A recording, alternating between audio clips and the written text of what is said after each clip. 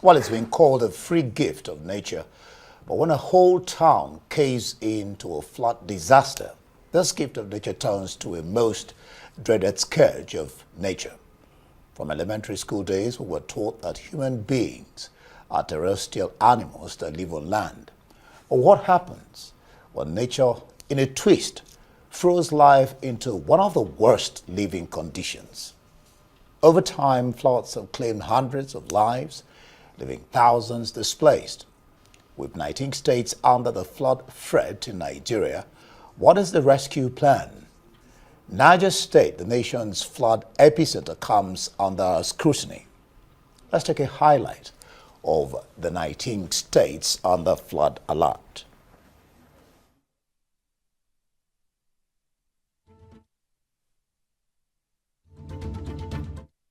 Ebonyi, Cross River, Nasarawa, Benue, Kaduna, Katsina, Kebbi, Kano, of course Niger State, Plateau, Taraba, Jigawa, Yobe, Sokoto, Zamfara, Borno, and then of course Gombe states.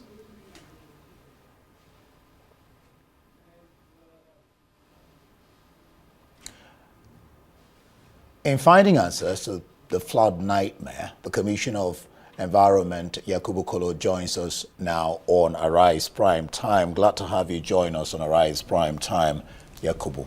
Thank you very much for like you heard me say there, at the epicenter of flood. I mean, what happened in Mokwa is telling, the market town of Mokwa. But what precautionary measures are your government especially doing in regards to this particular flood alerts? Because your state is one of the states mentioned. Yeah, thank you very much for this question.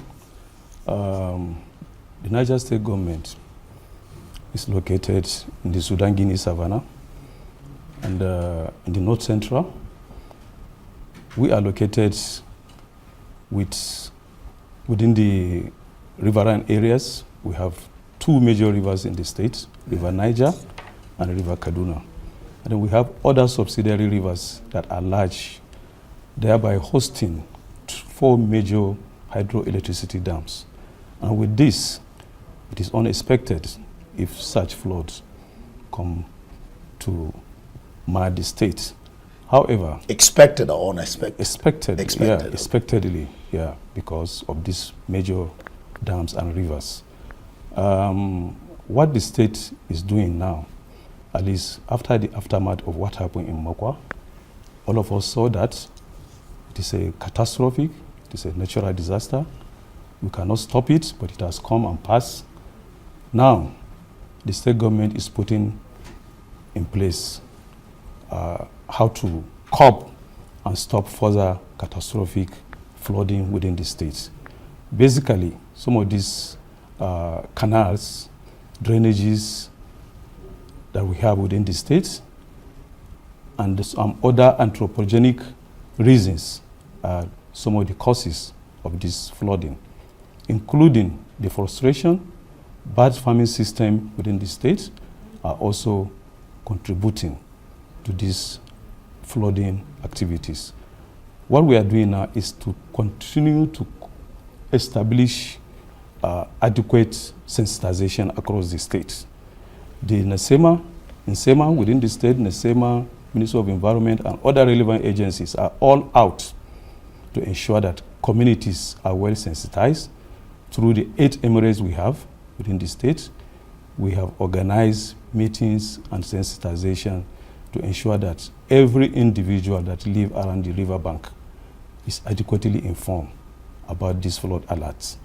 And the moment we receive this flood alert from Ministry of Environment, all the alerts we receive, we normally send it to Ministry of Information to ensure that informations are passed. Announcements are made on the radios, on the social medias, so that people will move away. They don't have to wait until it happens, because we don't want to experience what happened in Mokwa any longer. And coupled with that, we also do what we call environmental cleanup. We make sure that all the drainages within the state are cleaned up through our Niger State Environmental Protection Agency. Across the local government, sanitations are organized, because if these drainages are not cleared and cleaned up, definitely we should expect the surge of flood in the state. We are also collaborating with NGOs to ensure that, and development partners. And some of these development partners we are partnering with, like the World Bank, the EIB, the Mokwa flood, unfortunately, it has come before the intervention. Already, there is a plan to work on this particular drainage that causes this flood in Mokwa. There's a particular drainage that causes... the gully is a very big gully along that cut across the Mokwa town. It's a very major gully that World Bank is supposed to intervene. The procurement processes is on the way. Did you say World Bank is supposed to intervene? Yeah, already we have them working on that. And the work has to stop because of what happened. Otherwise, by now, the project would have commenced. It's about 5.8 kilometer gully within Mokwa city. Okay. And because of what happened, the scope of job has expanded because of what happened in Mokwa. In Mokwa, okay. Yeah. So now... They were working on it before? Yeah, we are working on it. Before the Mokwa incident. In collaboration with the state government and the World Bank, working on that particular gully. But now the scope has increased to about 17 kilometers. So with this, we are still waiting. In the next few months, that project will commence. Likewise, the EIB is also another project. It's on hold now. Yeah, it's on hold now, but the process is still on. And we also have another project, EIB, that is going to work on 3 major drainages within the state capital. This EIB is an European Investment Bank project. Okay, I was going to ask you. Yeah, that is an European Investment Bank project that is working along 23 other states. The financial backing has been received by the project, and Niger State is one of the beneficiary states. The project is going to intervene in Lapai local government. It's also going to intervene in Mina, about 2 major drainages that was started by His Excellency, the former President Ibrahim Babangida, has constructed some major drainage within the state. So where he stopped, this project is going to continue to ensure that all the waters are drained out. And also, let me also inform you that His Excellency, the moment he arrived and became the governor of the state, he commenced some major infrastructural development, particularly on the road networks. And this road network that are ongoing in the state now have also drainages along them, which is part of the mitigation for climate change. These drainages are going to connect all these major drainages that I'm talking about to reduce flooding within the state. Likewise, the state government has received some intervention from Hyperdeck by constructing some housing units in Muregi, in the same Mokwa local government, and Ketso, about 44 units in Muregi, 81 units in Ketso villages. These are villages that are within the outreach of this River Niger. So this is also to forestall and also provide shelter so that people can move away from the flood-prone areas to the upland. Okay, now you've raised quite some issue, the question of funding, the question of, let me take, before I come to funding, which of course you've talked about World Bank and EIB, but there's the government aspect too. Now, let me just mention this. Delta State government has established 6 fully equipped IDP camps in anticipation of widespread flooding. Now, I'm going to ask you, any such in your state? The reason I ask this is the moment, I've always wondered, the moment maybe I'm reading the news and I hear there's flood, people should move. That's what you always hear. So, the moment flood occurs, people are told to relocate. Yeah. The question I always ask is, where are they locating to? Are there transit camps or places set aside for people to move to? Like I just mentioned, Delta State. Are there such in Niger? Transit or built for people? So when you say people move, they have a place to move to? Yeah, of course. I've just mentioned some few to you. The intervention by Hyperdeck, where they're constructing about 44 housing units in Muregi and 81 housing units in Ketso.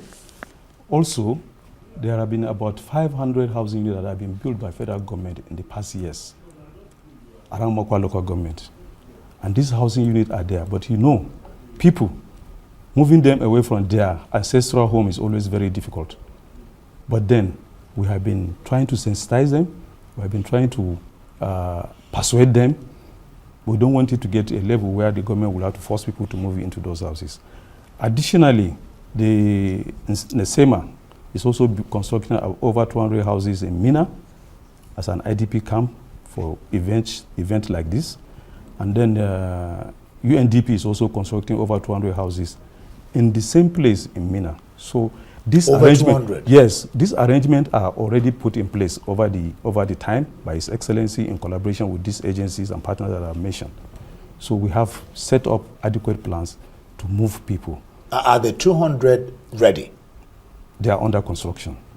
Some of them are ready. Some of them how are ready. many? Some of them are ready. About 200. Yeah, I said out of the 200, all of them, you said some of them are ready? Yes.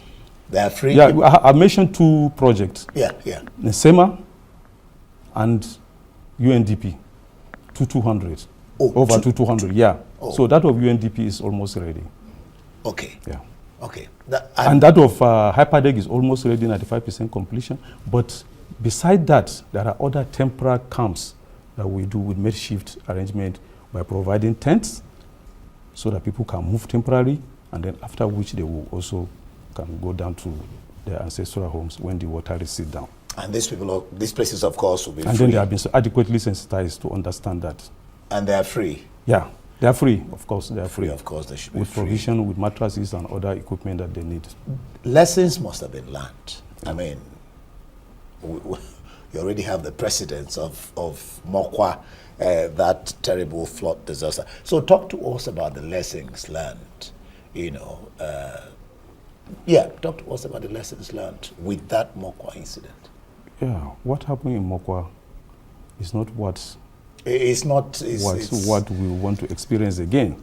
It's a very major lesson, and as a result of that, this is why the MDAs and the agencies that are responsible are on there to us to ensure that people are adequately sensitized. Wherever we know that it's prone to flooding, people have to be moved even before it happens.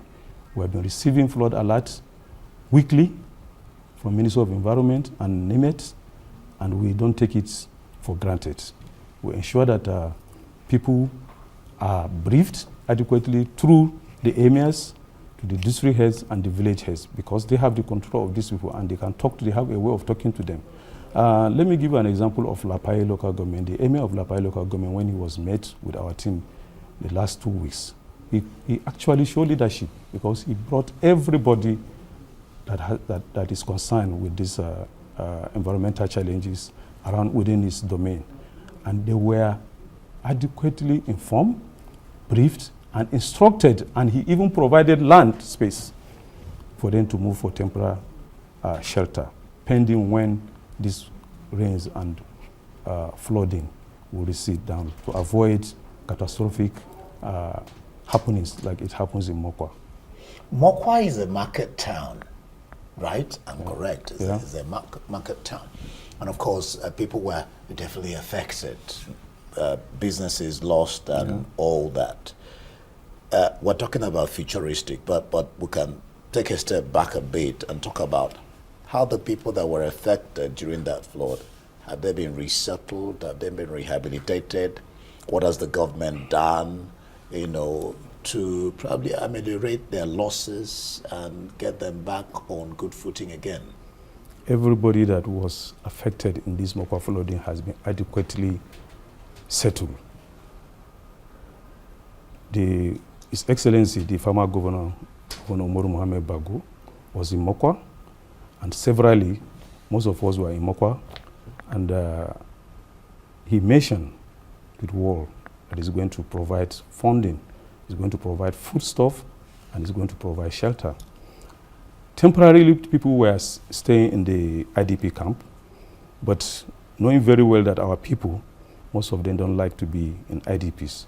An arrangement was made, everybody was given enough money so that they can go and get a temporary house or stay with relations, pending when the federal government project has promised to construct over 400 houses to assist those affected particularly in Mokwa on this particular flood. So people have been given enough money to move away from their ancestral home that has been destroyed by this particular flood. So everybody is well settled. Enough food have been given to people. And up to this moment, individuals still go to Mokwa to donate money, to donate foodstuffs, and to donate materials. And their lands, their ancestral homes, are they going to be rebuilt? No, of course. That place was an encroachment where they were before this flooding. It was an encroached area because it's a floodplain. It was a floodplain. Yeah. So in the first place, that they don't even have any reason to go and build houses there. Okay. Yeah. Okay. Yeah. Okay. So government is dissuading them from. Yeah, of course. They are going to have a land has been provided by government, certificated, and the federal government will soon intervene on that. Okay. But pending that, they have been given adequate money to move and provide temporary shelter for themselves. Interesting. Thank you.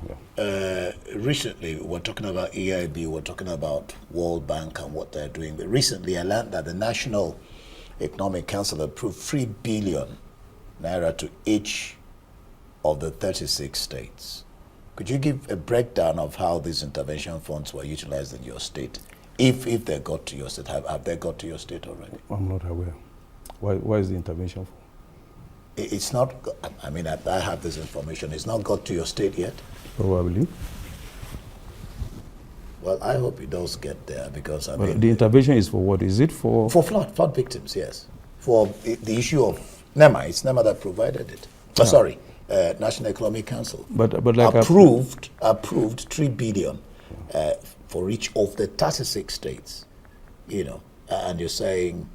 But like I said, the state government has received donations, they received intervention from both the federal government and the state itself have provided money for these interventions, particularly to those people in Mokwa. And what needs to be done has been done by the state government. And there are other interventions in other local government areas. There are areas where we have other IDPs. And both areas, including Mokwa and these other IDPs, are also being taken care of from these resources that the state government is receiving. Okay, again, in the course of this discussion, one can help but, I mean, refer to what I know from what you said. Niger State is doing quite a lot. Yeah. Other states are also doing their bit. Do you have something like an ad hoc disaster committee? I mean, I could also ask the question whether you have a comprehensive climate policy, a committee especially dedicated and on standby to oversee things that have to do with flooding, any of that. Do you have any of that? Yeah, you know, in Niger State, the moment His Excellency came as the governor of the state, the first and foremost thing he did was to bring people together for a summit, Niger State Green Economy Summit, which was first of its kind. And this, at the end of the summit, we were able to come up with a blueprint that will guide the state on issues of climate change and greening the state activity. With that blueprint, the state has been able to launch it at COP28, at least to attract international and global attention on what the state is doing, particularly on the climate change area. And it has also, in furtherance to that, been able to establish Niger State Agency for Green Initiative. This agency is responsible to carry out activities that has to do with climate change, smart agriculture, and so many other activities, including this flooding that we are also experiencing. So the climate policy for the state is almost on the way, because the blueprint has also given us a leadway to give us a guide on what we're expected to do to produce activities that will align with environmental support for the community, for our communities, in terms of mitigation and adaptation. So the climate policy and action plan is almost ready to also support this agency that the state government has established. I know you've spoken a little about awareness, but let's look at it more. How has the awareness, that you have raised in been how effective? And I am particularly referring to community education to warn people against harmful behaviors that could exacerbate flooding. How effective and what style of awareness has the government been raising? Because at times what causes this flooding is our attitude to environment. Yeah, like I said earlier, we normally do media announcement, radio, television, we do social media, and then we do interpersonal relationship with the community. Like I told you, we visit communities through the Emirates, and from the Emirates down to the local governments. An emirate can have maybe about 8 to 4 or 5 local governments, but then we also cascade it down to the local governments and then to the villages, because we have officers in each of these local governments, and trainings are also being given before they go out for the outreach. Sometimes we even go to the extent of doing town criers. We employ town criers to do that so that people will know, those that will understand through the town crying, and then instead of those that don't listen to radio or maybe television. So we go down as low as that to ensure that people get this information personally, not through somebody.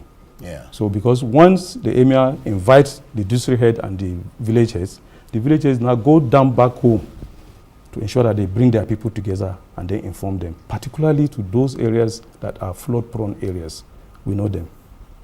All right, so what's I don't know how to use the word interconnectivity between the NEMA and the SEMA.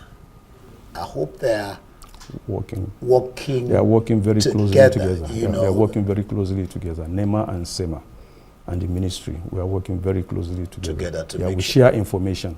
Whoever gets the information first, we share with others to ensure that we come up with strategy that will lead to a focus and better way of providing information to our people at the soonest point of time.